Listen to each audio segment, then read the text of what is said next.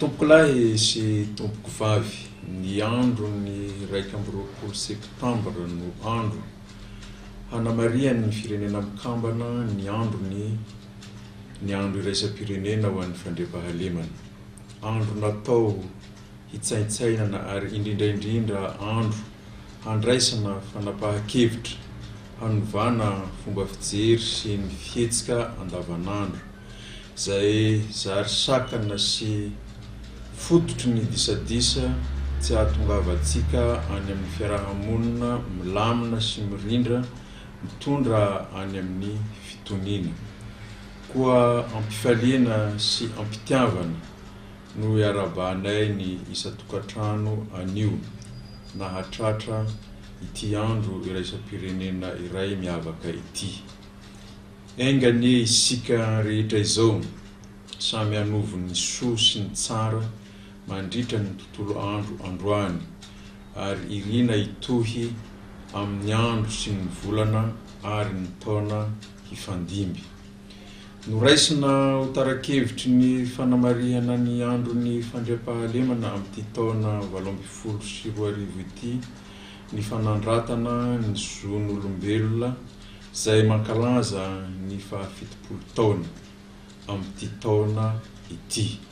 Fanambarana izay nisoniavina tany a Parisy ny 10 Desambra ny taona 2017. Tara-kevitra izay natao hivohy indrindra ny fanajana ny olona tsirairay amin'ny maha-izy azy manokana, amin'ny safidiny ary amin'ny fahalalahany.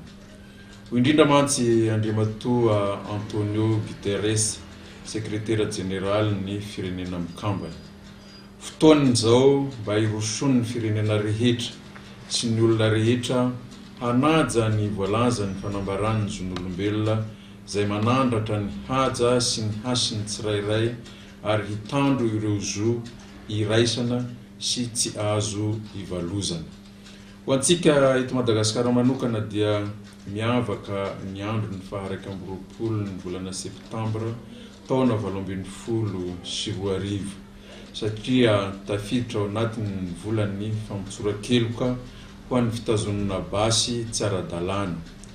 Herinandro lasa tokoa mantsy izay no efa natomboka ny fanentanana ny olom-pirenena malagasy manana fahavononana hiaina ao anatin'ny tontolo mandry fahalemana ka anatitra an-tsitrapo fa tsy antery ary tsy misy arakaraka eny amin'ny distrikta misy azy avy ny basy tsy ara-dalàna na koa hanavao ny taratasim-basy tsy vita hatrizay ary indrindra hangataka ny fahazoan-dalana vaovao ahafahana mitondry na hitazona basy ho fiarovatena fa tsy hampiasana na hampanofana hanaovana asan-dahara.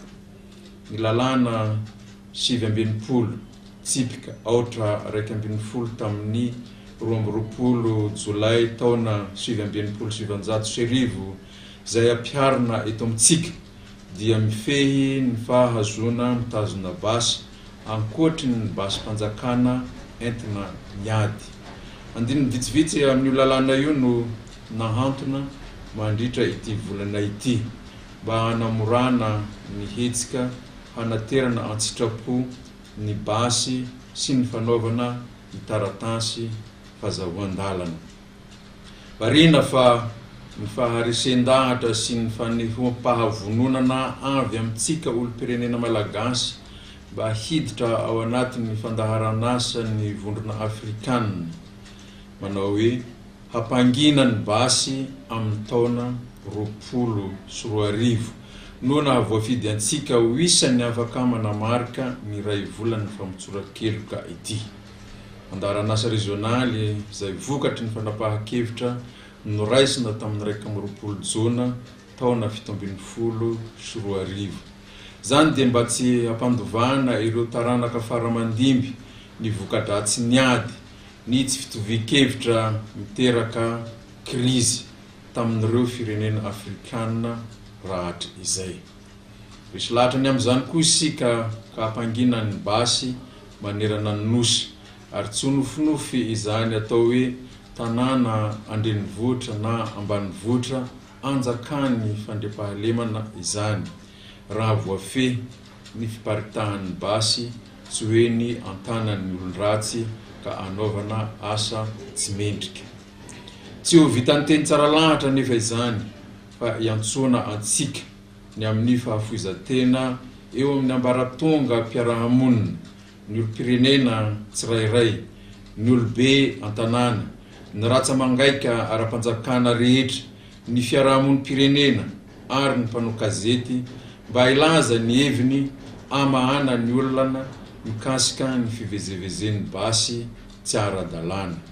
Tsarovy fa io vahaolana io no ho anjara birikinao zay heverinao fa kely nefa dia efa fandraisana anjara goavana sahady ho fanatratrarana ny tanjona hoentina hampanginan'ny basy amin'ity nosondrazatsika ity.